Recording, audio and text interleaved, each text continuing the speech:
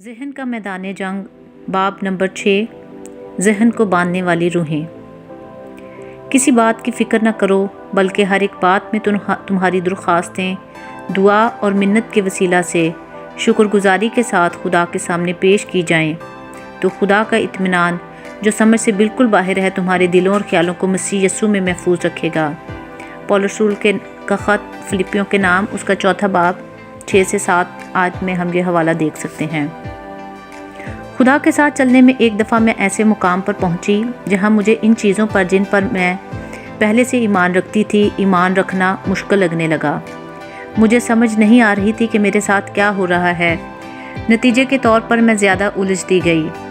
یہ مسئلہ جتنا زیادہ بڑھتا گیا اتنا ہی زیادہ میں تذبذب اور الجھن کا شکار ہوتی گئی۔ لگتا تھا بے اعتقادی چھلانگیں لگاتی ہوئی میری طرف بڑھ رہی تھی۔ میں اپنی بلاہٹ پر سوال اٹھانے لگی۔ مجھے لگا کہ خدا نے مجھے خدمت کی جو رویا دی ہے اسے میں کھو رہی ہوں۔ میں تکلیف اور دکھ کا شکار ہو گئی۔ مسلسل 2 دن میں نے اپنے ذہن میں یہ الفاظ سنے، ذہن کو باندھنے والی روحیں۔ پہلے دن میں نے اس پر زیادہ توجہ نہیں دی، تاہم دوسرے دن جب میں نے شفاعت کی دعا شروع کی تو میں نے اسے 2 بار تقریباً 4 یا 5ویں دفعہ سنا، ذہن کو باندھنے والی روحیں۔ جتنے لوگوں کی میں نے اصلاح کی تھی میں جانتی تھی کہ ان میں سے ہزاروں ایماندار ہیں جو اسی طرح کے ذہنی مسئلے کا شکار ہیں۔ میں نے سوچا کہ پاک روح میری رہنمائی کر رہا ہے کہ میں مسیح کے بدن کے لیے ذہن کو باندھنے والی روحوں کے خلاف دعا کروں۔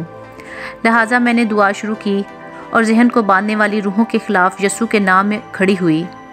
کچھ منٹ کی دعا کے بعد مجھے محسوس ہوا جیسے کہ میرے ذہن کو ایک بڑی آزادی ملی ہے۔ یہ کافی ڈرامائی انداز میں ہوا تھا۔ ذہن کو باندھنے والی روحوں سے آزادی۔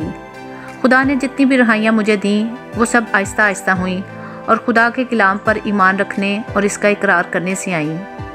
یوحنا 8 باب اس کی 31 سے 32ویں آیت اور زبور 107 اور 20 میری گواہی ہیں۔ یوحنا 8 باب اس کی 31 اور 32 میں یسوع کہتا ہے، اگر تم میرے کلام پر قائم رہو گے تو حقیقت میں میرے شاگرد ٹھہرو گے اور سچائی سے واقف ہوگے اور سچائی تم کو آزاد کرے گی۔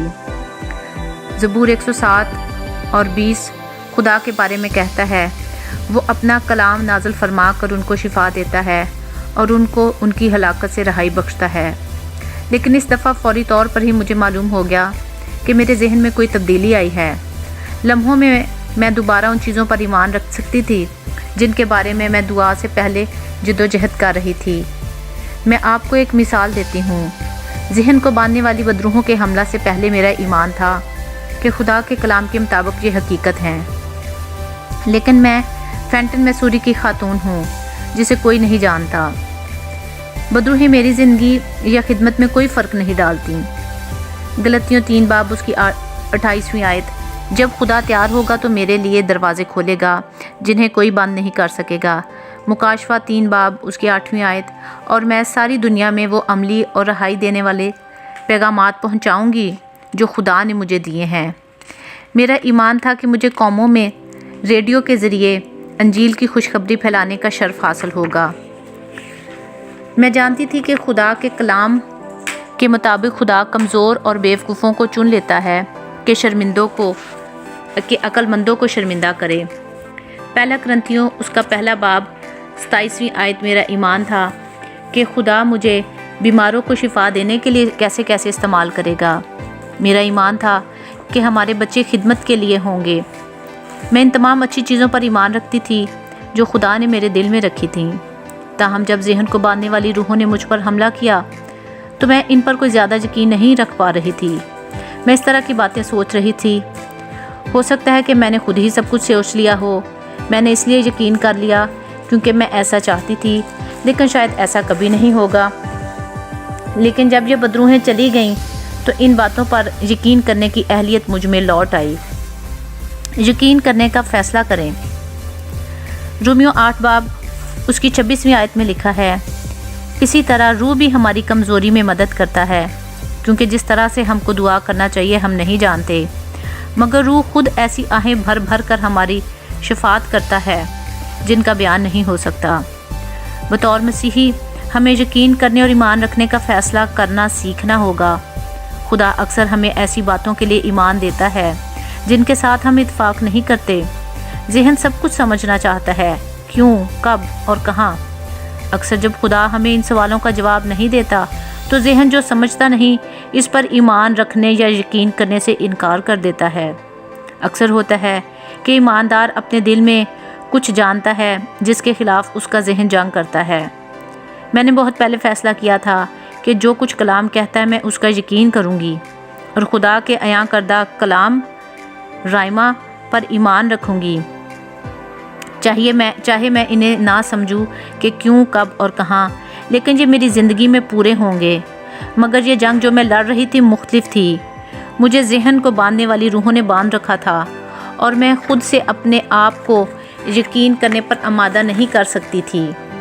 خدا کا شکر ہے کہ پاک روح کے ذریعے اس نے مجھے بتایا کہ کس طرح دعا کروں اور اس کی قوت غالب آئی۔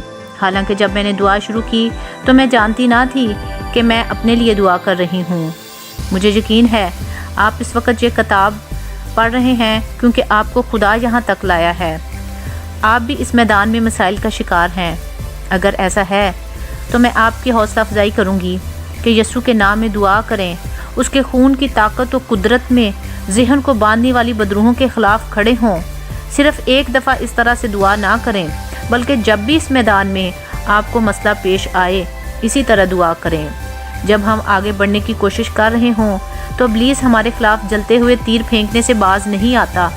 اپنے ایمان کی سپر اٹھائیں اور یعقوب پہلا باب اس کی 2 سے 8 آیت کو یاد کریں جو ہمیں سکھاتی ہے کہ ہم آزمائشوں میں خدا سے حکمت مانگ سکتے ہیں اور وہ ہمیں دے گا اور دکھائے گا کہ ہمیں کیا کرنا چاہیے۔ میں ایک مسئلے کا شکار تھی، ایک ایسا جلتا ہوا تیر جس کا مجھے پہلا تجربہ نہ تھا، لیکن خدا نے مجھے بتایا کہ مجھے کیسے دعا کرنی ہے اور میں آزاد ہو گئی۔ آپ بھی آزاد ہوں گے۔ آمین۔